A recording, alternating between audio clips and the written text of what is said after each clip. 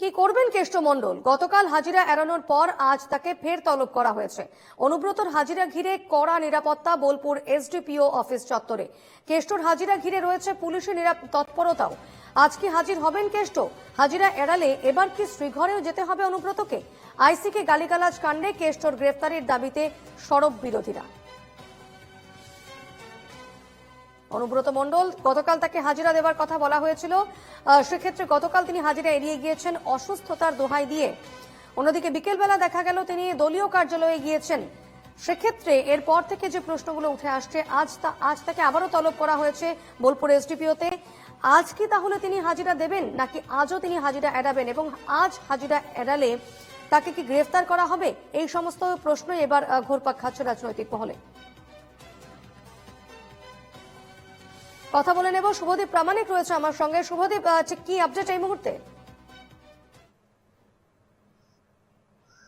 দেখো দীপনা, তোমাকে বলে রাখবো যে শান্তিনিকেতন থানা চত্বরে কিন্তু পুলিশ মোতায়েন করা ইতিমধ্যে হয়ে গিয়েছে। আমি একটু দেখানোর চেষ্টা করব যে শান্তিনিকেতন থানা সহ পাশাপাশি যে অংশগুলি, সেখানে কিন্তু প্রচুর পরিমাণে পুলিশ তারা মোতায়েন রয়েছে, এবং যে মূল রাস্তা দিয়ে শান্তিনিকেতন থানা এবং এসডিপিওর যে আধিকারিকের দপ্তরে আসা যায়, সেই রাস্তার দুই ধারেই কিন্তু ব্যারিকেড দিয়ে বন্ধ করে দেওয়ার প্রক্রিয়া শুরু হয়ে গিয়েছে। এবং যদি অনুব্রত মণ্ডল আছেন সেক্ষেত্রে তাহলে কিন্তু এই রাস্তাগুলিতে নো এন্ট্রি করে দেওয়া হবে, এমনটা কিন্তু জেলা পুলিশ সূত্রে আমরা জানতে পারছি।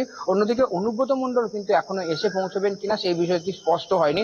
যেটা তৃণমূল সূত্রে জানতে পারা যাচ্ছে যে আজকেও সম্ভবত অনুব্রত মণ্ডল তার এই হাজিরা এড়াতে চলেছেন। নিজের শারীরিক অসুস্থতা এবং ব্যক্তিগত বেশ কিছু কারণ, সেই কারণ দেখিয়ে তিনি কিন্তু এই হাজিরা আজকেও এড়াবেন, এমনটা এখনো পর্যন্ত জানতে পারা যাচ্ছে। যদি তিনি এসে না পৌঁছান সেক্ষেত্রে তৃণমূলের তরফে পরবর্তী পদক্ষেপ কি হবে? অন্যদিকে পুলিশ যারা কড়া মনোভাব নেবে বলেছিল এই ঘটনাকে কেন্দ্র করে, পুলিশের তরফে নতুন নোটিশ জারি করা হবে, তাকে আবারও আগামীকাল আসার জন্য তলব করা হবে, নাকি পুলিশ কোনো কড়া পদক্ষেপ নেবে সেই বিষয়টাতে অবশ্যই নজর থাকবে। তবে তুমি যেমনটা বললে যে একটা সূত্র মারফত যে খবর আসছে যে আজও সম্ভবত তিনি হাজিরা এড়াতে পারেন, সেক্ষেত্রে আমরা গতকাল দেখেছি তিনি যখন হাজিরা এড়িয়েছেন তার 4 আইনজীবীকে তিনি পাঠিয়েছেন থানায়। তারা কথা বলেছেন পুলিশ আধিকারিকদের সঙ্গে এবং অসুস্থতার দোহাই দিয়েছেন তারা যে অসুস্থতার জন্য তিনি থানায় আসতে পারবেন না।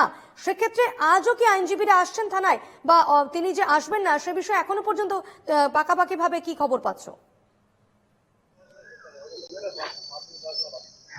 দীপর্ণা, তোমাকে বলবো যে এই বিষয়টা এখনো স্পষ্ট না হলেও একদমই এটা ঠিক, যদি অনুব্রত মণ্ডল এসে না পৌঁছান বা তিনি হাজিরা এড়ান, সেক্ষেত্রে কিন্তু তার আইনজীবীরা যেমন গতকাল এসেছিলেন সেই রকমই তারা এসে হয়তো নতুন কোনো তথ্য দিতে পারেন কি কারণে আজকে তিনি এসে উপস্থিত হলেন না। কারণ আমরা দেখেছিলাম গতকালকে যখন তিনি আসেননি তখন তার আইনজীবীরা এসে জানিয়েছেন অনুব্রত মণ্ডল অসুস্থ রয়েছেন, কিন্তু কয়েক ঘন্টা পরে আমরা দেখেছিলাম অনুব্রত মণ্ডল তার বাড়ি থেকে কিছুটা দূরেই যে তৃণমূলের কার্যালয় সেখানে ছিলেন, বেশ কয়েক ঘন্টা ছিলেন এবং বহাল তবিয়তে সেখানে ছিলেন, সকল নেতৃত্বদের সঙ্গে বক্তব্য রেখেছেন, বৈঠক করেছেন।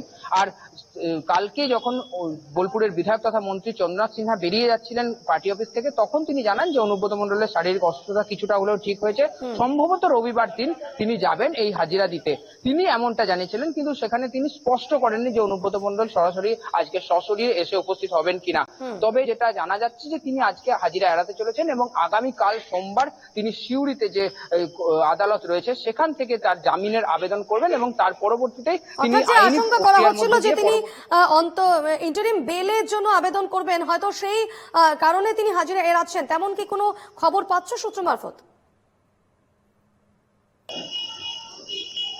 এখনো পর্যন্ত সেই বিষয়টি স্পষ্ট না হলেও যেটা তৃণমূল সূত্রে এবং বীরভূম জেলা তৃণমূল কোর কমিটি সূত্রে জানা যাচ্ছে যে একদমই সেই পথেই এগোচ্ছেন অনুব্রত মণ্ডল। তিনি কোনোভাবেই এই হাজিরাতে আসবেন না, তিনি অন্তর্বর্তীকালীন যে জামিন সেই জামিন নেওয়ার জন্য অপেক্ষা করছেন। যেহেতু আমরা জানি গ্রীষ্মকালীন ছুটির কারণে আদালত বন্ধ ছিল এবং তার সঙ্গে শনি এবং রবিবার হওয়ার জন্য আদালত বন্ধ থাকার কারণে তিনি কিন্তু থানায় এই হাজিরা এড়াচ্ছেন। আজকেও সম্ভবত তিনি হাজিরা এড়াবেন এবং তারপরে আগামীকাল সরাসরি আদালতের মাধ্যমে তার অন্তর্বর্তী জামিন নিয়ে এই বিষয়টি আইনি প্রক্রিয়ার মধ্যে দিয়ে পরবর্তীতে আগামী পদক্ষেপ নেবেন। বেশ, অবশ্যই আর কিছুক্ষণের মধ্যেই, যেহেতু 11টায় তাকে সময় দেওয়া হয়েছে, ফলত আর আধ ঘন্টা অপেক্ষা। দেখা যাক আদৌ তিনি হাজিরা দেন কিনা, নাকি আজও তিনি হাজিরা এড়িয়ে যান, এবং সেক্ষেত্রে হাজিরা এড়ালে পুলিশ প্রশাসনের তরফ থেকে পরবর্তী পদক্ষেপ কি হবে বা দলের তরফ থেকে কি পদক্ষেপ নেওয়া হবে সেদিকে অবশ্যই নজর থাকবে। ধন্যবাদ শুভদীপ।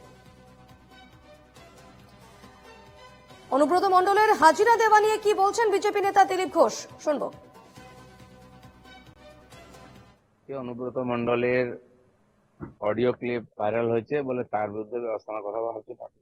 ওদের স্পোক্সম্যান বলছেন যে টিএমসি তো ব্যবস্থা নেয়, অন্যরা নেয়। আরে অন্য পার্টিতে এরকম রত্ন নাই তো, ব্যবস্থা কার বিরুদ্ধে নেবে?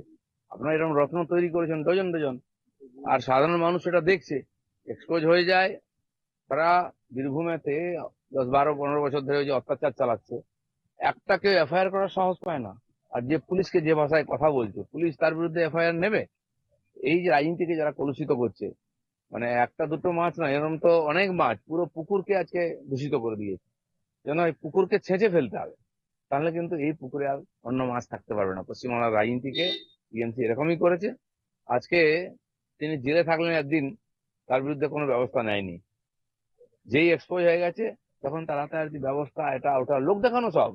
এই থানায় গেলেন না গেলেন, কি করে দেবে পুলিশ? যে পুলিশকে এই ভাষায় উনি কথা বলেন, যে পুলিশের দম আছে একটা এফআইআর করতে, একটা কথা বলতে? যাবে, চা খেয়ে চলে আসবে, ডিসমিস হয়ে যাবে। কিন্তু সাধারণ মানুষ কি ভাবে এদের সম্বন্ধে? আসানসোলে যখন নিয়ে যাচ্ছিল সিবিআই, লোক জুতো ছুঁড়ে মেরেছিল। আজ পুরো পার্টির মুখে জুতো মারা উচিত। এই টিএমসি পার্টিটা থাকলে এই ধরনের জঘন্য মানুষ, এই ধরনের সমাজ বিরোধী এরাই নেতা আছে।